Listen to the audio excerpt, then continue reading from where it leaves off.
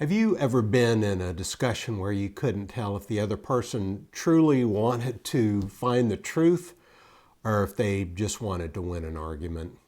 That's one of the hardest parts of modern conversations, whether it's in politics, religion, or just everyday disagreements.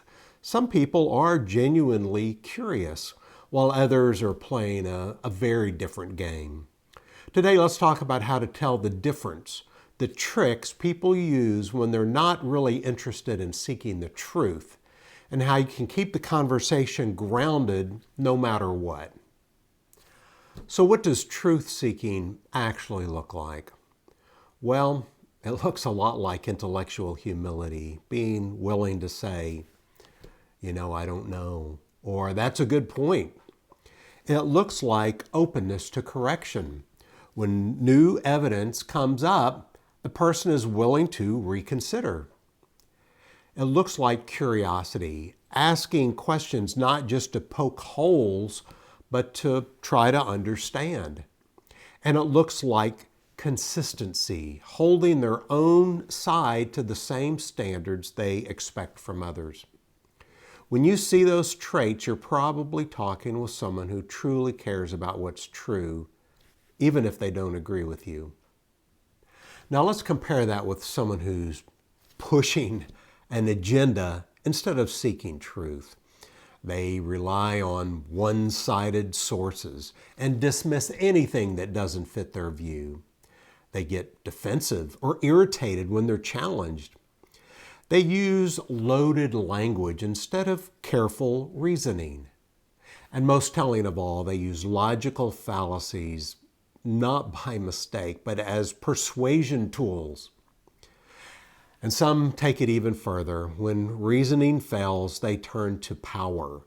And that power can show up as ad hominem attacks, insults aimed at your character, your intelligence, instead of your actual argument. It can show up as appeals to authority. I have the credentials, so don't question me. And in extreme cases, it shows up as silencing, shouting someone down, banning their speech, or even using violence. The goal is the same: stop the opposing voice rather than answer it. Sometimes in discussions, you'll encounter someone who speaks with confidence about their position. And that's not necessarily a bad thing. Confidence can come from careful study and deep reflection. The key difference is whether they're genuinely listening or just trying to score points. A thoughtful apologist approaches conversations with the goal of understanding and uncovering truth, not simply defending a side or winning an argument. They welcome challenges, and they're willing to reconsider when presented with compelling evidence. Their confidence comes from knowing the reasons behind their beliefs, not from assuming they already have all the answers. Real truth-seeking involves curiosity, humility, and the patience to engage others respectfully, even when you already have strong reasons to hold your own view. Another red flag is when someone structures the entire conversation so that they hold all the advantages.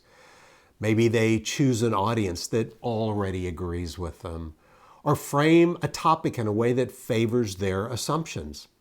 Sometimes they even prey on people who haven't thought deeply about the issue, using complexity, confidence, or rhetorical tricks to overwhelm them. When that happens, the goal isn't truth, it's persuasion and control. It may be driven by ideology, politics, or religion, but beneath it all is the same motive: to win people over to a cause, not to search for truth together. So why do these tactics actually work? Well, they work because when people lack critical thinking skills, they're vulnerable to power plays. If someone with status makes a claim, it feels easier to just accept it. If someone mocks or insults an opponent, bystanders may laugh or nod along, even though the argument itself hasn't been touched. And when fear or intimidation enters the room, many people just stop questioning altogether, just to stay safe or to fit in.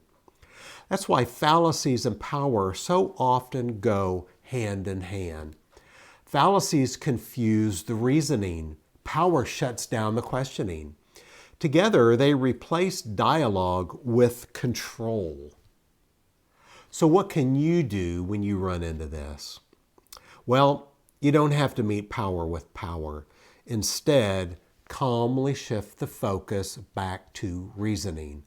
When someone uses an ad hominem, say, well, that may be your opinion of me, but how does it address the argument? When someone leans on authority, ask, credentials can help, but what's the evidence? And when someone tries to silence dissent, gently but firmly point out, if the argument is strong, it doesn't need force to back it up. These kinds of responses expose what's really happening without escalating the conflict. And they also model something powerful. Truth doesn't need intimidation. It just needs evidence and clarity. So here's the takeaway. Real truth-seeking is marked by humility, openness, and consistency.